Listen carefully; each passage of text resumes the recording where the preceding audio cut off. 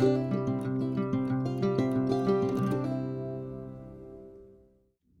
this is Anne from Anne's Paper Spot. Today I'm going to share a flip through of 2 journals I recently completed.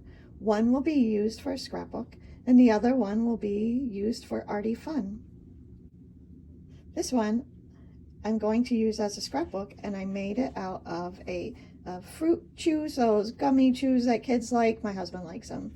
But that box had really thick cardboard and it was a perfect source for the cover and the spine. This journal is 7 inches by 9 inches by 2.5. I wanted it nice and thick so it wouldn't turn into a gator mouth as I put photos and memorabilia in it.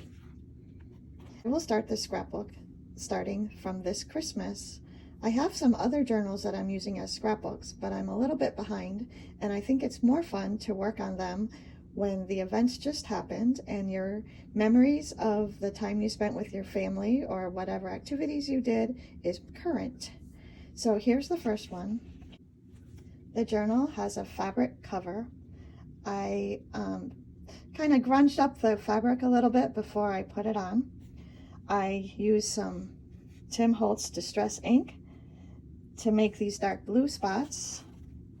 There's some back here. And I also used some gold paint splatters. The fabric already had some gold in it, so I thought the gold splatters really went well with the fabric. On the inside cover, I just used some plain kind of neutral fabric. The whole journal is filled with coffee dyed paper because my plan is to decorate the pages as I go. Now I'm going to do a really fast flip through because you all know what coffee dyed paper looks like. I put some shorter pages in it. Sometimes those are fun for single pictures. This is a page from a textbook. I'm not sure what language it's in. Another coffee dyed, lots of coffee dyed paper here. It was a good way to use up all my coffee dyed paper that I have. I have 4 signatures, and each signature I believe have 6 pages. 1, 2, 3, 4, 5. Okay, 5 pages. In the center of this one I put an envelope, a craft envelope. I like the envelopes in the center to put extra photos or memorabilia in. So you get the idea here, just lots of coffee dyed paper. Here's an old book page that I coffee dyed. Here's one of the coffee dyed papers. I had bubbles. I blew bubbles on it to make the round circles. I'll show you a little close up.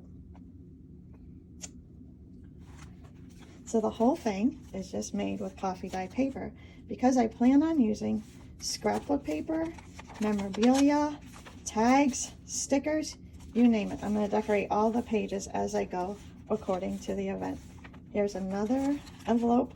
This one I didn't put in the center. I put it as one of the pages. I figure I can just cover this up and decorate that. Like that. So I'm going to get started on that as soon as I'm done publishing this video. I'm really happy with the construction because it's nice and sturdy.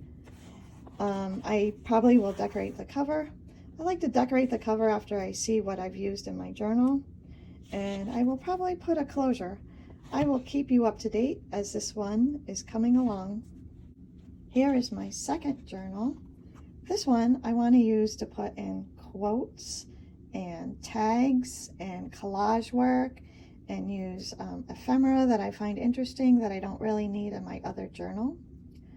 This one is different construction. This one was made out of brown paper bag and it's a soft cover. And I did not do a hidden spine. I always do a hidden spine, so that's something new for me. I used 2 Tim Holtz paper dolls on the front. This is some cheesecloth that I dyed with Distress spray, and the cover is made out of denim that I bought. I bought a pair of jeans from Salvation Army. They're kind of in good shape. It's kind of a shame to cut them up. But I couldn't pass up the good-looking denim. And this one I already put a closure in because the soft cover kind of falls open. I used a piece of this gorgeous sari silk. I love the color of this. a really pretty blue. And I also have an old button on here and another piece of muslin underneath. The inside, wait till you see the inside cover. It's so interesting. This fabric is from a paper dress that I was gifted. A friend of mine bought a paper dress at a vintage shop, and she wore it once and it started ripping a little bit, so she thought of me and gave it to me. But isn't this so fun? I'm really happy that she thought of me because I love it. So much fun. So this one has 4 signatures also, and it has about 6 pages in each signature, but it has coffee dyed and some old book pages that I stenciled on. And wait till you see this colorful page. I brayered on some of the pages and I ripped them down to size.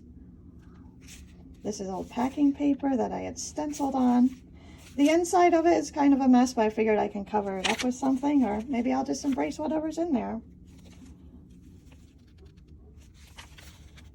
I just think all these are so fun. I'm going to move it camera a little closer so you can see them. So these will be the base pages for fun projects. I just kind of wanted a journal that I didn't take so seriously and I could experiment with, and if I see something by another YouTuber that I want to try, I can put it in here, and there's no pressure for this to be perfect. Look how gorgeous this pink page I brayered acrylic paint on it with gold. Some of these pages might be hard to cover up. I put in some little short pages, some more of that textbook that I put in my other one.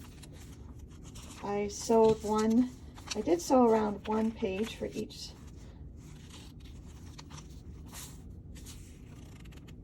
Another pink page.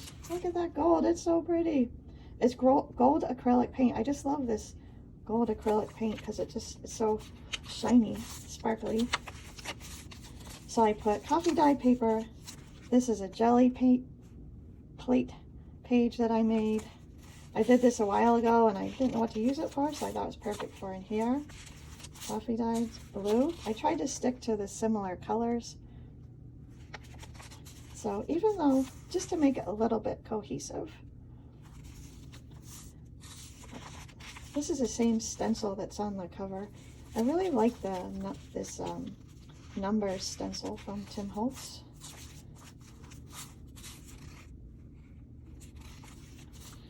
Here's another coffee dyed paper that I sewed around the outside. I tried to put 1 of the sewed pages in each signature. This one I made a little longer. There's more of that packing paper that I stenciled, and there's gold paint, there's white splatters, and there's black splatters on it. There's a little bit of everything, but I just love that page. I think it's so interesting. Here's another jelly plate page, the green one. I made those a while ago, and I just thought that this journal is a perfect place to use them up. More coffee dyed paper.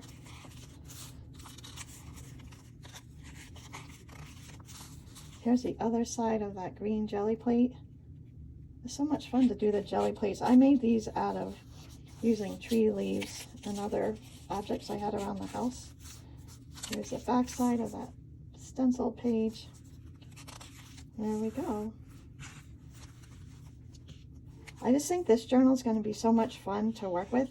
But I kind of like these 2 journals actually go together, and I'm going to work on them at the same time. Thank you for watching this video to the end.